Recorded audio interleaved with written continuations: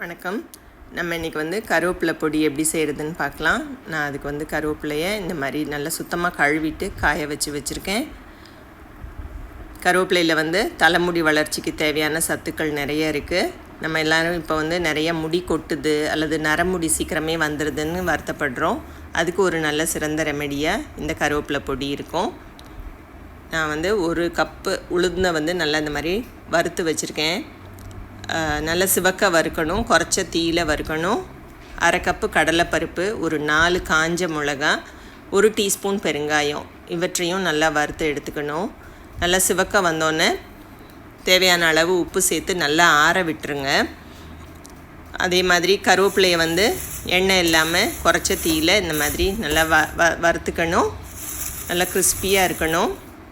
நம்மளோட வறுத்த பொருள்லாம் நல்லா ஆறின பிறகு மிக்சியில் போட்டு நல்லா ஃபைன் பவுடராக அரைச்சி எடுத்துக்கணும்.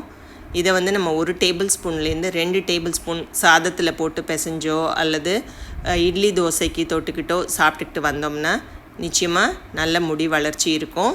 நீங்களும் இதை உங்கள் வீட்டில் செஞ்சு பாருங்கள். தேங்க்யூ.